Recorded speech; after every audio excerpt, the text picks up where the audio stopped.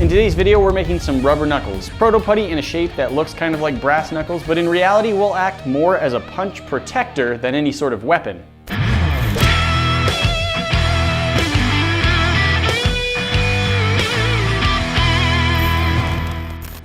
while back, Grant showed how to take some foam core sheets from the dollar store and cast them in brass to make these functional brass knuckles. There's the spikeless version and the spiked version.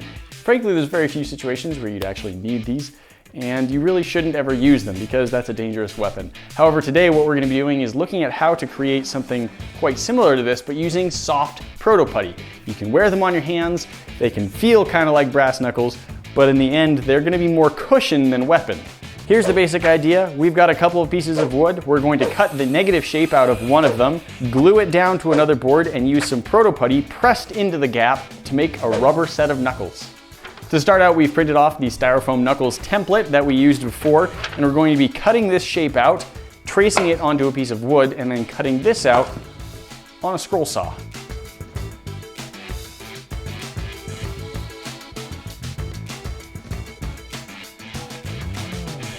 We've got the basic shape cut out. Let's use a little bit of spray adhesive over the back, then stick it down to our board so we can trace it. I cut this little divot out, but that was an attachment for one of the spikes, and I don't think I'm going to use that, so that's just going to get trimmed off as well. Here's our basic shape. While we've got that down though, let's cut out these circles and also attach those onto the board so we know where that's going to go too. The circles won't actually have to be lined up perfectly. This whole piece is going to get removed from the board, and we're just going to have a hole that shape. That will get glued down onto another board, and all of the proto-putty will get pressed in. So we are going to have to cut those circles out, but we can actually just cut those shapes out of any part of the board and then glue them in, but we'll just trace them on so we know where they go. We've got the shape, and that's what we need to cut out of the board, and we've got some very intricate turnaround little loop spots, and that's why we're going to be using a scroll saw. Scroll saws have a very fine blade. They're really good for tight little corners. We also want to cut just out of this piece here, and we don't want to have to cut a line into there, so we're going to start by drilling a hole, and that's what we'll use as sort of our access point. We'll then thread our saw blade through that hole, attach it onto the saw, and cut everything from there.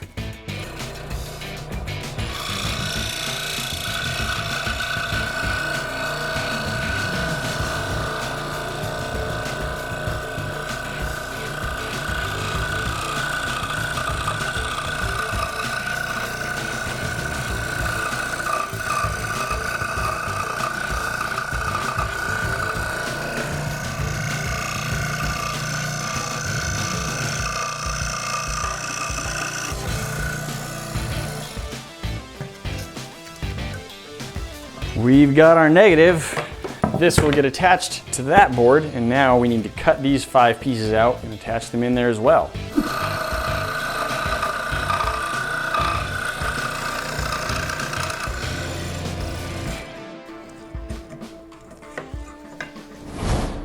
Not bad, not bad. We've got our 5 pieces, and now we need to glue everything down in place. Before we do that though, I am just gonna take a little bit of sandpaper, smooth out those edges in there, and just try and make them a little nicer.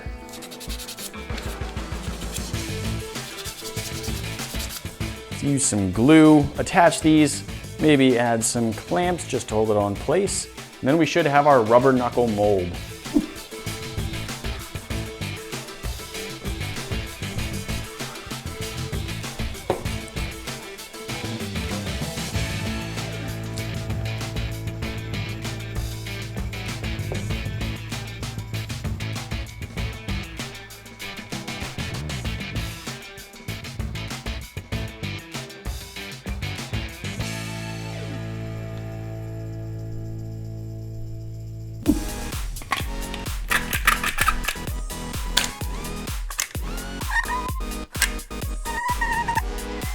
I'm gonna try and make 2 colors at once rather than a single colored punch protector.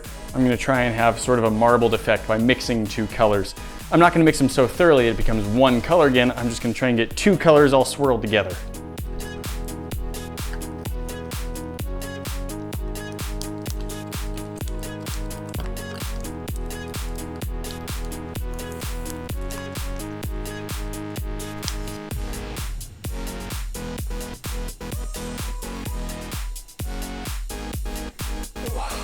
Use a ventilated area for proto-putty, it gets intense.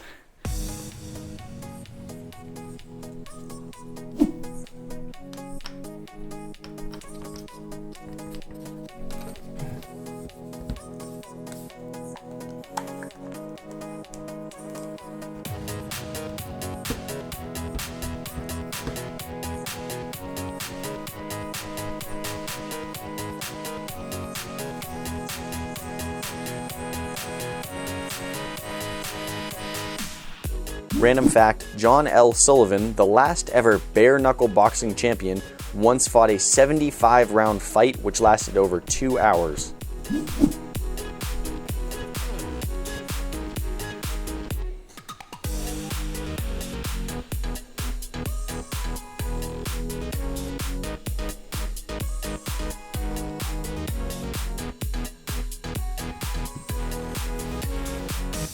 Well, I made a little bit of extra. You can see I've got some that didn't get used, but I got enough. Better to have too much than too little, because patching more on there would have been annoying. So now we just have to let this cure, and I do have this extra piece as a sample, so I'll know that once this one's ready, that one should be ready. I think our proto-putty has cured. Let's see if we can pop this out.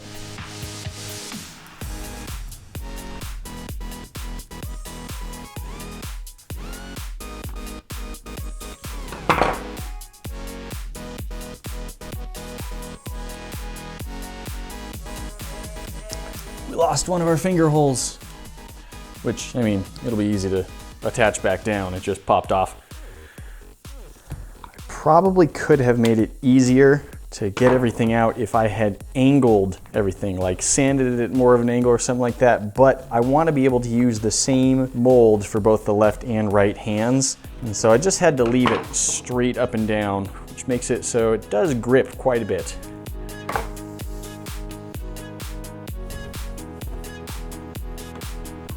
Haha!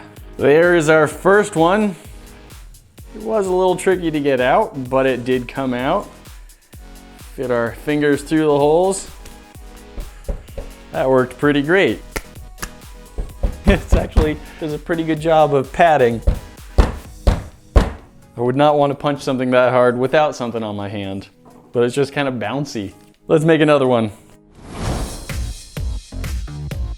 Our mold worked great. We've got 2 sets of rubber knuckles, our proto-putty punch protecting knuckles. These are really not gonna do a darn thing about making you punch harder, but what they are gonna do is kind of protect your fingers if you are punching something. Now, I'm not a doctor, I'm not a boxer, I'm not an expert who can tell you that like, oh yeah, these are great for... What they're good for is looking like brass knuckles, but not having to worry about injuring yourself or someone else as much. I'm not saying you should punch people with the rubber knuckles on. You'll hurt them, you might hurt yourself, but it's just kind of fun. They look cool. Anything cool you would like to see us try making out of proto-putty, let us know down in the comments. We're always looking for some good ideas.